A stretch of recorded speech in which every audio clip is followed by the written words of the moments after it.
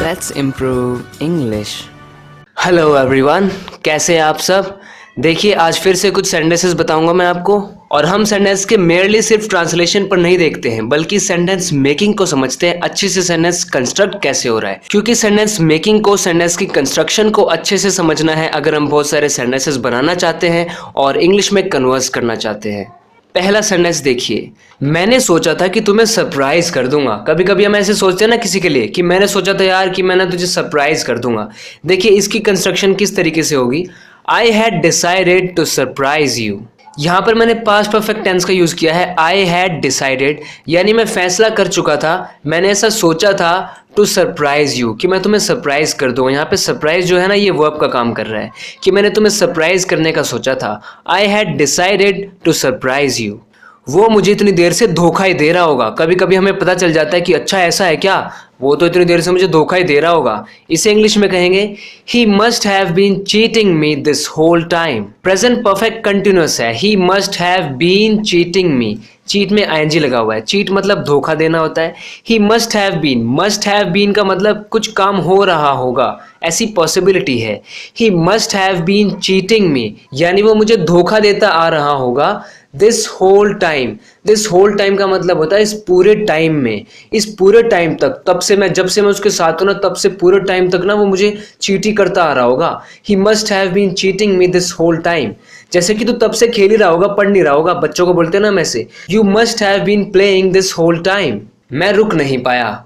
I couldn't hold back। Hold back करने का मतलब होता है किसी चीज़ को करने से या कोई चीज़ कहने से रुक जाना। हो सकता है किसी डर की वजह से या कोई भी आपके अंदर हेजिटेशन है, आप रुक गए हो, तो रुक जाने को होल्ड बैक करना बोलते हैं। तो इसमें कहा जा रहा है I couldn't hold back यानी मैं होल्ड बैक नहीं कर पाया, यानी मैं रुक नहीं पाया, अपने आप को रोक नहीं पाया।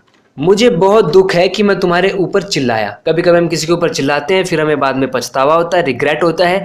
Then we can say this, I am sorry for shouting at you. मुझे बहुत दुख है, तो इसको इंग्लिश में हम कहेंगे आई एम सॉरी यानी मुझे खेद है, मुझे बहुत दुख है। किस लिए? फॉर शाउटिंग एट यू कि मैं तुम्हारे ऊपर चिल्लाया। शाउटिंग एट, शाउट के साथ हमने प्रेपोजिशन एट का यूज़ किया है। शाउटिंग एट यू यानी तुम पर शाउट करने के लिए मैं बहुत शर्मिंदा हूँ, मुझे बहुत दुख है। आई am sorry for shouting at you, please forgive me. तुम हर छोटी छोटी बात पर क्यों ध्यान देते हो? कोई कोई बहुत माइनर डिटेल्स पर ध्यान देता है, तो हम इंग्लिश में कहेंगे why do you pay attention to every tiny detail. क्योंकि ये क्वेश्चन है इसलिए हमने वाई का यूज किया है। Y do you pay attention यानी तुम क्यों ध्यान देते हो टू एवरी टाइनी डिटेल, हर छोटी डिटेल पर। टाइनी का मतलब छोटा होता है। एवरी टाइनी डिटेल यानी हर छोटी डिटेल पर क्यों पे अटेंशन करते हो तुम। और आपको ध्यान रखना है एक ही चीज़ को हम अलग अलग तरीके से बोल सकते हैं। मैं उनमें से आपको एक तरीका बताता हूँ। आपको मैं ये बताता हूँ किस तरीके से हम हिंदी से इंग्लिश में ट्रांसलेट कर सकते हैं। तरीका क्या है, आप अलग अलग स्ट्रेटजीज फॉलो कर सकते हैं और सही ट्रांसलेशन कर सकते हैं। एक ही बात को कहने के बहुत सारे तरीके हो सकते हैं। जल्दी अपना सामान उठाओ और मेरे साथ आओ। कभी कभी हम बोलते हैं ना कि बस जल्दी करो, टाइम नहीं, जल्दी करो, जल्दी सामान उठाओ और मेरे साथ आओ। Grab your stuff and come with me. तो यहाँ पर पिकअप की जगह पर हमने ग्रैब का यूज कर लिया। ग्रैब का मतलब भी यही होता है। ग्रैब योर स्टफ का मतलब है जल्दी से अपना सामान उठाओ। ग्रैब योर स्टफ, ग्रैब मतलब पकड़ना होता है, उठाना होता है। जब हम किसी चीज में जल्दबाजी दिखा रहे होते हैं ना तब हम इस वर्ड का यूज कर सकते हैं, ग्रैब योर स्टफ यानी जल्दी से अपना सामान उठाओ एंड कम विद मी और मेरे साथ आओ। मैं आखिर उससे बात करने के लिए मान गया। जैसे कि मैं मान नहीं रहा था उससे बात करने के लिए, पर धीरे धीरे उसने मुझे मना ही लिया, मैं मान ही गया। तो हम कहेंगे I eventually agreed to talk to him. If you eventually did something that means you ended up doing that. इसका मतलब है कि किसी चीज को आप पहले से नहीं कर रहे थे और लास्ट में आखिरकार आपने किया ही उस काम को, तो हम इवेंचुअली का यूज कर सकते हैं। इवेंचुअली का सिनोनिम है, मतलब कि समानार्थी शब्द है। आप कह सकते हैं आई फाइनली, एट लास्ट, इस तरीके से इवेंचुअली यानी आखिर में। आई इवेंचुअली अग्रीड, क्योंकि सिंपल पास्ट है इसलिए इसकी सेकंड फॉर्म हमने यूज की है। I agreed to talk to him यानी उससे टॉक करने की, उससे बात करने के लिए मैंने एग्री कर लिया, मैंने मान लिया। I agreed to talk to him. मैं उसके साथ कभी भी बोर नहीं होता। मैं उसके साथ कभी भी बोर नहीं होता। I never get bored with him. I never get bored, get का मतलब यहाँ पर होना है। आई नेवर गेट बोर्ड कि मैं बोर नहीं होता विद हिम, उसके साथ। उसके साथ मैं कभी भी बोर नहीं होता। उसे शर्मीली लड़की समझा जाता है लेकिन वो है नहीं। She is considered a shy girl, but she is not. If something is considered to be something, that means it is considered to be that way. यानी अगर किसी को समझा जाता है कि वो ये है तो हम उसमें consider का यूज़ करते हैं. जैसे बोलते हैं ना, I considered that question very easy. यानी मैं उस क्वेश्चन को बहुत easy समझ रहा था, मैंने easy समझा उससे. तो किसी चीज़ को consider करने का मतलब होता है किसी को किसी तरीके से आंकना, किसी को कुछ समझना. जैसे कि she is considered a shy girl, कि उसे एक शाय गर्ल माना जाता है, समझा जाता है, बट शी इज़ नॉट, लेकिन वो नहीं है. देखिए इस तरीके से स्पोकन इंग्लिश में स्टाइल में शॉर्ट में बोला जाता है. She is not a shy girl, पूरा बोलने के बजाय मैंने नॉट पर ही सेंटेंस को एंड कर दिया, शॉर्ट में मैंने बोल दिया she is considered a shy girl but she is not, लेकिन वो नहीं है. ये थोड़ा अजीब सा था, कोई सिचुएशन हुई थोड़ी अजीब सी थी तो हम बोल सकते हैं it was kind of awkward. अगर हम सिर्फ बोलते इट वॉज ऑकवर्ड, इसका मतलब होता है ये अजीब था. मैंने काइंड ऑफ लगाया इस बात को थोड़ा कम इंटेंसिफाई करने के लिए, यानी कम इस पर जोर डालने के लिए कि इतना भी अजीब नहीं था, बस थोड़ा अजीब सा था. It was kind of awkward. Kind of के ऊपर मैंने एक सेपरेट वीडियो बनाई हुई है, उस वीडियो से आप समझ सकते हैं कि काइंड ऑफ का यूज़ हम कैसे कैसे कर सकते हैं. यह मेरे लिए काफ़ी नहीं है. कोई चीज़ आपको मिली है तो आप कह रहे हैं ये मेरे लिए काफ़ी नहीं है. This is not enough for me. Very simple I think. This is not enough for me, यानी ये मेरे लिए इनफ नहीं है, काफ़ी नहीं है. मेरे पास चिंता करने के लिए और बहुत सी चीज़ें हैं. Like when somebody is putting pressure on you on thinking about something, then you might say to that person, I have other things to worry about. यानी मेरे पास दूसरी चीज़ें भी हैं वरी अबाउट करने के लिए. I have many other things to worry about. मेरे पास ऐसी बहुत सी चीज़ें हैं जिनके लिए मैं वरी करूँ. This is not a very difficult thing for me.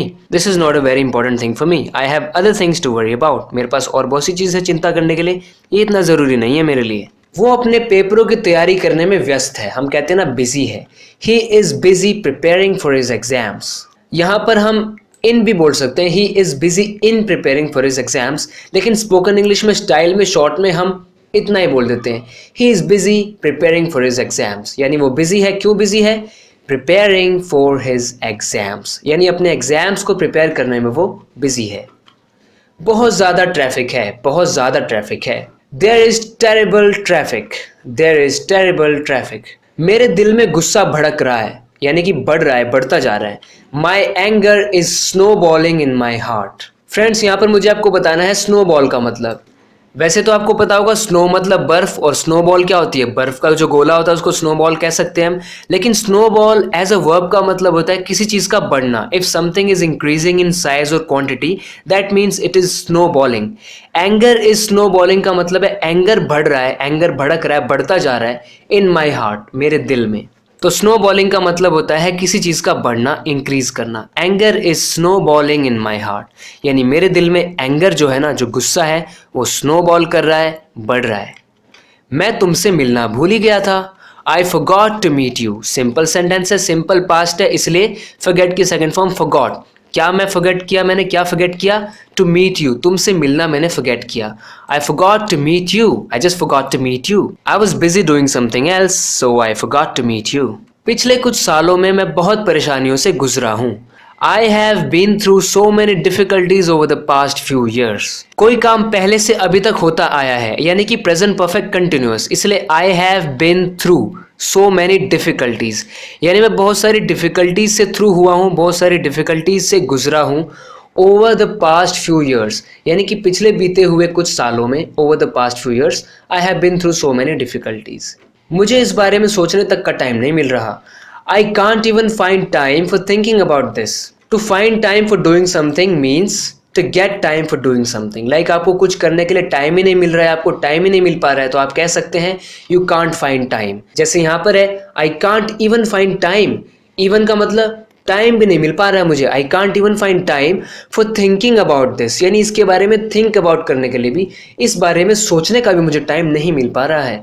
I can't even find time for thinking about this. मुझे टाइम मिल भी नहीं पा रहा है इस बारे में सोचने के लिए. आप इवन की प्लेसमेंट यहाँ भी कर सकते हैं. Find time for even thinking about this, यानी सिर्फ सोचने तक का भी टाइम नहीं मिल पा रहा है मुझे इस बारे में. इससे तुम्हारे लिए बहुत दरवाजे खुलेंगे. जैसे कि कोई सिचुएशन है, कोई अवसर है, कोई अपॉर्चुनिटी है, तो आप किसी को बोलते हैं ना कि इससे आपके लिए बहुत दरवाजे खुलेंगे, यानी बहुत आपको मौके मिलेंगे. This will open many doors for you. Simply हम ऐसे कह सकते हैं, this will open many doors for you. वो अपने आप को हर चीज़ का मास्टर समझता है। होते ना कई लोग ऐसे अपने आप को हर चीज़ का मास्टर समझते हैं, किसी को बोलने नहीं देते।